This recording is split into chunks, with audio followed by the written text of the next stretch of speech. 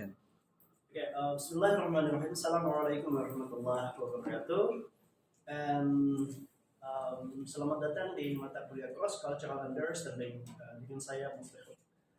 Sebelum kita masuk ke dalam materi hari ini, saya akan memperkenalkan diri terlebih dahulu. Nama saya Muflihun SPDM Citasol.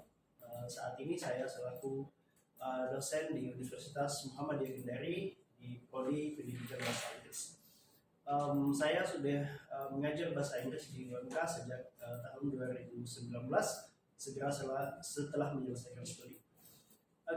Saat ini saya mengampu beberapa mata kuliah, salah satunya adalah mata kuliah Cross Cultural Understanding yang akan saya sajikan pada pertemuan hari ini. So, without further ado, let's take a look at on the screen. Jadi, here we go. This is Cross Cultural Understanding.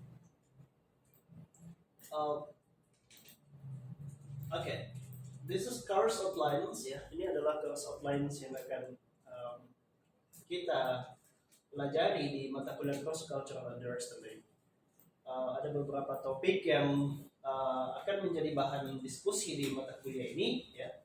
Terutama misalnya di sini di pertemuan pertama kita introductory meetings, di mana kita akan membahas tentang classroom rules-nya seperti apa ya, aturan kelasnya, terus course objectives, tujuan-tujuan pembelajarannya di dalam assignments and assessment, bagaimana nanti penugasannya, kemudian penilaian-penilaian yang akan berlaku di mata kuliah cross culture ini. Juga kita akan melihat di pertemuan pertama nanti konsep-konsep dasar tentang cross cultural understanding ya. Kemudian di meeting kedua atau di topik kedua kita itu ada cultural diversity, di mana di sini akan membahas tentang perbedaan-perbedaan identitas, perbedaan-perbedaan budaya, perbedaan-perbedaan etnik, bahasa dan lain-lain ya, antar golongan, baik itu di Indonesia itu sendiri maupun di luar negeri. Di sini akan lebih banyak pembahasan tentang perbedaan-perbedaannya. Ya, Anda bisa lihat ya di sini bahwa kontennya nanti reviewing how our native culture differs to others. Ada istilah melting pots ya. Melting pots itu di mana di situ terjadi interaksi kebudayaan yang beragam dan bervariasi ya, dari berbagai macam latar belakang yang berbeda. Kemudian ada beberapa aspek lain tentang cultural diversity. Di topik ketiga, as you may see there, seperti yang bisa dilihat di sana, ada intercultural communication, di mana di sini lebih spesifik lagi bagaimana orang-orang dengan latar belakang budaya yang berbeda saling berinteraksi, saling berkomunikasi ya, di antara mereka, baik itu komunikasinya antar budaya lokal maupun antar budaya di cross nation atau cross countries. Salah satu topik yang penting juga dalam intercultural communication ini adalah communication barriers, ya, di mana communication barriers ini menjadi sesuatu yang harus kita pelajari, yang harus kita pahami, karena hal-hal ini yang kemudian akan menghambat interaksi antar budaya tadi, ya, communication barriers. Kemudian di topik keempat ada academic cultures. Academic cultures ini nanti akan membahas tentang bagaimana beberapa negara terlihat lebih maju ya, atau mereka memiliki pencapaian yang lebih baik dalam bidang akademik maupun teknologi dibandingkan negara yang lain. Kenapa mereka bisa mencapai itu ya, sementara negara-negara yang lain mungkin tidak bisa mencapainya. Ini akan kita lihat perbandingan dari sistem akademiknya, dari sistem budaya-budaya yang berlaku di universitas ataupun di bidang-bidang akademik yang lain. Kemudian kita akan melihat poin-poin yang bisa kita adaptasi mungkin ke dalam sistem kita gitu ya. Jadi ini akan ada compare dan kontras antara beberapa sistem akademik di beberapa kampus di beberapa negara yang bisa kita pelajari gitu ya. Kemudian dibahas topik kelima di sini ada non-verbal codes and cultural spaces. Kenapa non-verbal aspects ini penting dibahas dalam mata kuliah cross culture? Karena salah satu medium komunikasi selain misalnya kita bisa berkomunikasi secara verbal, kita juga bisa menggunakan yang namanya non-verbal codes atau non-verbal aspects. Non-verbal aspects ini kadang-kadang diterjemahkan berbeda-beda di antar negara. Ya, nanti akan saya jelaskan di topik kelima ini beberapa non-verbal codes atau non-verbal movements, gesture misalnya yang diterjemahkan berbeda oleh beberapa negara. So let's just jump on to our introductory meeting today. And here we go ya.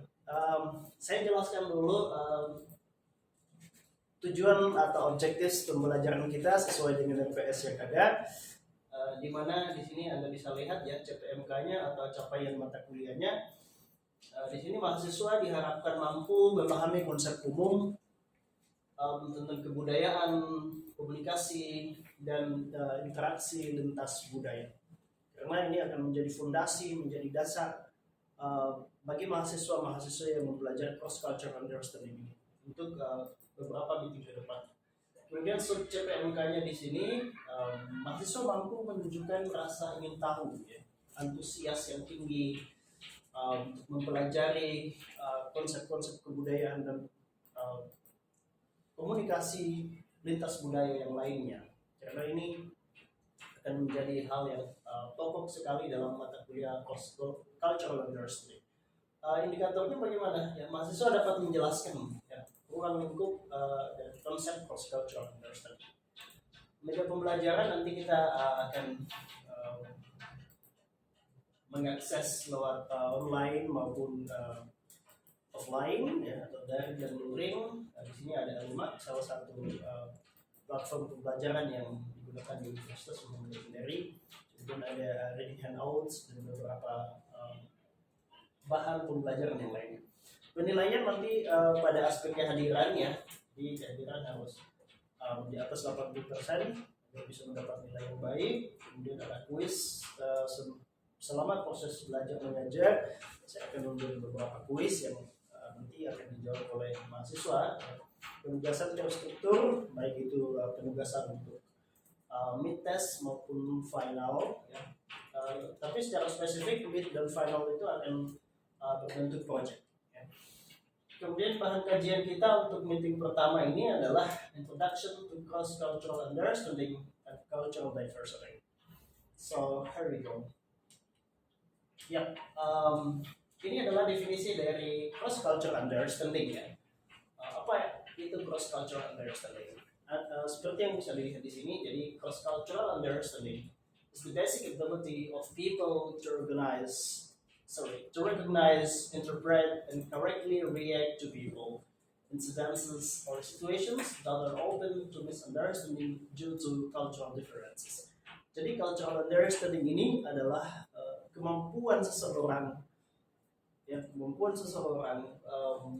untuk memahami, untuk mengerti, untuk menerjemahkan secara lebih tepat ya, situasi atau mungkin incidences, kejadian-kejadian, peristiwa-peristiwa yang ada di sekitarnya, agar orang-orang itu yang memiliki kemampuan cross-cultural understanding ini mampu mengambil tindakan atau mampu bertindak sesuai dengan konteks yang ada, gitu ya, supaya tidak terjadi misunderstanding atau kesalahpahaman dalam interaksi mereka. Karena hal ini tidak bisa kita pungkiri di zaman sekarang ini, di zaman serba terbuka komunikasi, kita dengan siapapun bisa dilakukan kapan saja. Kita bisa saja berinteraksi dengan orang-orang dengan kebudayaan yang berbeda. Ketika kita mengakses media sosial misalnya, banyak sekali di situ yang bisa kita temukan, banyak sekali orang-orang dari luar negeri maupun orang-orang dari negara kita sendiri yang memiliki budaya yang berbeda. Disitulah kemampuan cross-cultural understanding ini kemudian kita gunakan. Karena dengan berlandaskan, dengan berbekal kemampuan ini, maka kita akan menghindari yang namanya misunderstanding ketika berkomunikasi dengan orang-orang yang memiliki perbedaan budaya. Ada beberapa konsep dasar yang harus kita pahami di awal pertemuan ini tentang cultural itu sendiri ya. Ada yang namanya cultural assimilation, di mana ini refers to a process in which a minority group or culture comes to resemble a dominant group or assume the values, behaviors, and beliefs of another group. Some others say that minority culture could be faded away by dominant culture. Nah, ada yang namanya cultural assimilation atau asimilasi budaya. Ini merupakan sebuah proses di mana kebudayaan orang-orang minoritas itu berasimilasi atau dalam tanda kutip bergabung dengan kebudayaan yang lebih mayoritas.